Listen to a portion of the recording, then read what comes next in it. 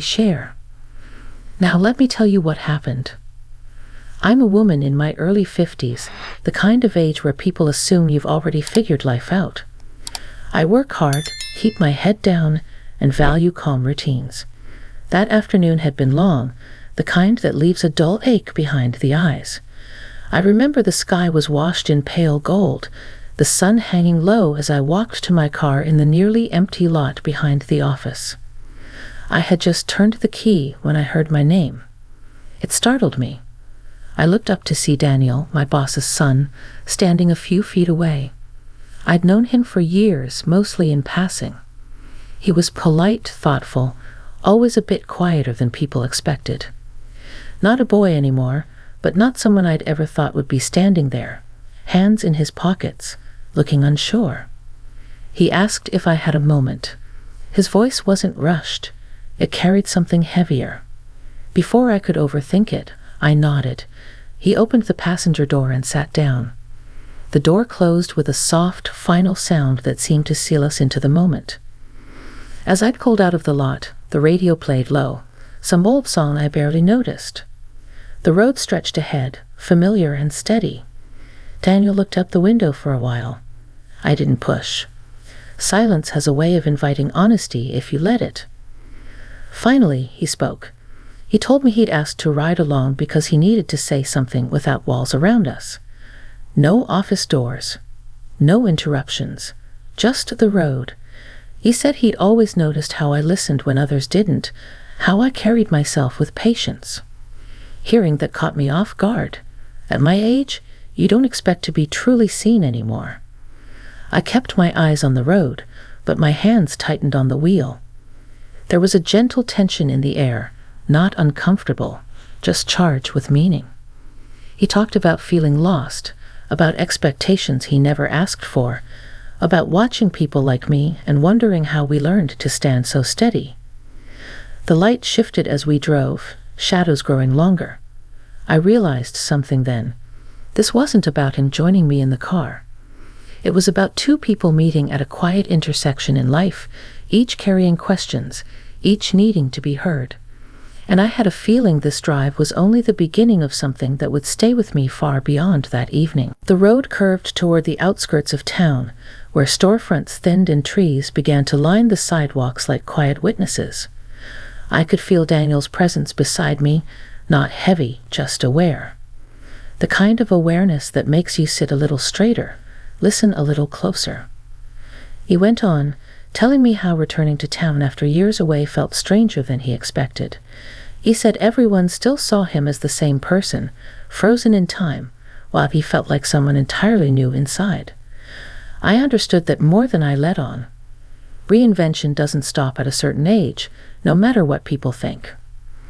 At a red light, I glanced over.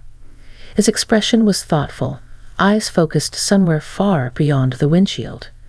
I told him that being steady didn't mean being certain. It just meant learning how to carry uncertainty without letting it knock you down. My voice surprised me. Calm, but honest. I realized I was speaking as much to myself as to him. The light turned green, and we moved forward again. The neighborhood changed, older homes now, porches glowing with early evening lamps. The air outside had cooled, and I cracked the window slightly. The breeze carried the scent of cut grass and something familiar, comforting. Daniel thanked me for saying what I did. He admitted he'd been afraid to talk to anyone at work, especially me, because of how things might look. I appreciated his respect for boundaries. I told him that trust isn't about crossing lines.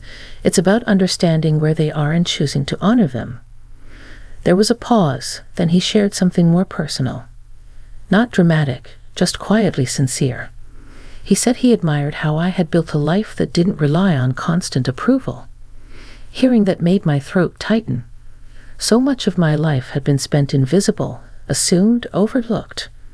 And here was someone noticing the small choices that held everything together.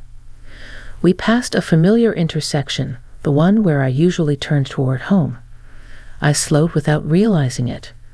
He noticed and said he didn't want to keep me longer than I was comfortable with.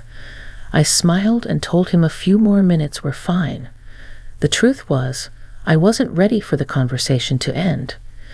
The sky had deepened into a soft blue, the first stars beginning to show. As I drove, I felt a quiet shift inside me. Not excitement exactly, but recognition. The understanding that meaningful moments don't announce themselves loudly. They arrive quietly in shared space, in honest words spoken without an agenda. When I finally pulled over near the park where he'd asked to be dropped off, neither of us rushed to open a door. We sat there, the engine idling, the moment lingering. I sensed that whatever he still had to say mattered.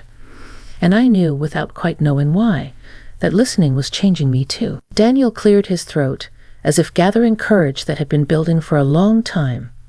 The park beside us was quiet, the kind of place where people once gathered more often than they do now. A few benches sat empty, and the trees whispered softly as the evening breeze moved through them.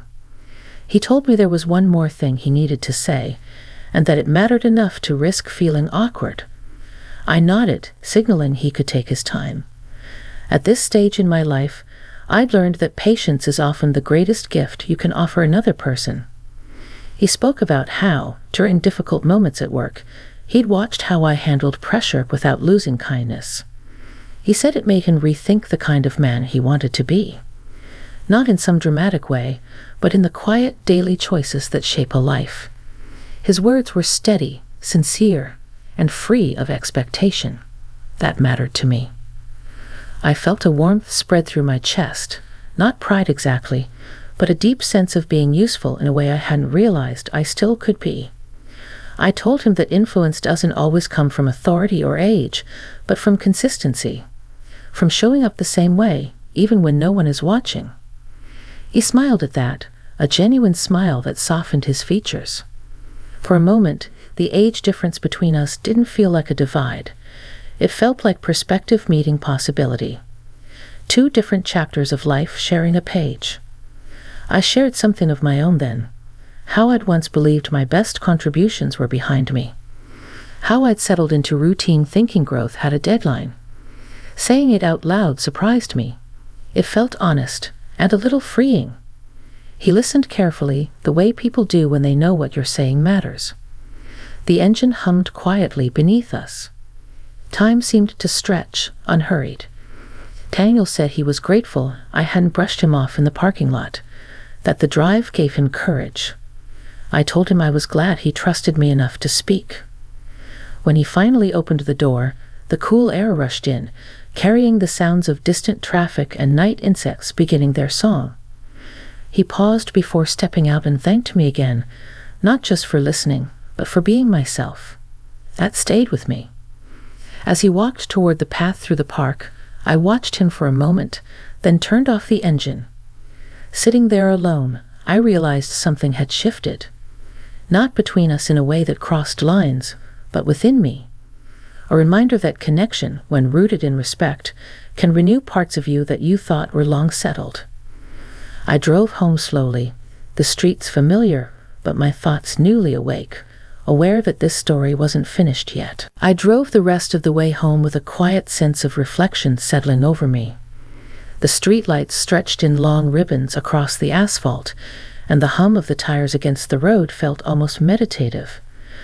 Daniel's words replayed in my mind, not in a way that distracted me, but in a way that lingered, gentle and persistent, like a tune you didn't realize you'd been humming all day. At home, I sat on the porch for a while, the evening cooler now, carrying the faint scent of pine and damp earth. The house was silent, but the silence didn't feel empty. It felt contemplative, as though it had room for the kind of thoughts that require space to settle. I thought about the conversation in the car, how unexpected it had been, and yet how natural it felt. Life has a way of surprising you, even in moments you think are ordinary. I realized that what had struck me most wasn't simply that Daniel had trusted me with his feelings. It was that the exchange reminded me of my own strength and the small, quiet ways I still mattered. Sometimes we forget, as we age, that impact doesn't always announce itself loudly. It is subtle, present in the way someone sees you, learns from you, or finds courage because of you. Over the next few days, I noticed a subtle change in how I approached work and life. I felt lighter, more aware of the connections around me, and more willing to engage in conversations that mattered. It was as though the drive with Daniel had opened a door, not to any dramatic change, but to a gentle realignment of my perspective. I smiled more freely in the office, and I found myself taking time to listen even when I was busy, recognizing that presence is one of the most meaningful gifts we can offer. I thought about Daniel often, not in a way that lingered or unsettled me, but in the quiet appreciation of someone who reminded me that honesty, courage, and respect can create moments that last far longer than a simple conversation. Life, I realized, isn't about grand gestures or dramatic turns. Sometimes it's about the subtle, quiet interactions that remind you of who you are and what you can offer. Weeks later, when I saw Daniel again at the office, nothing needed to be said. There was a shared acknowledgement, a mutual respect and understanding that had been quietly cemented in that drive. The world outside continued its steady pace, but something inside me had shifted, gently, profoundly. I felt a renewed sense of purpose and an appreciation for the way people, even in brief encounters, can shape our lives. That evening, as I closed the door behind me, I thought about the unexpected ways life keeps teaching us. And I realized that sometimes the most meaningful experiences aren't planned. They arrive quietly, in moments of trust and sincerity, leaving us richer, steadier, and more aware of the depth of connection we can create with others.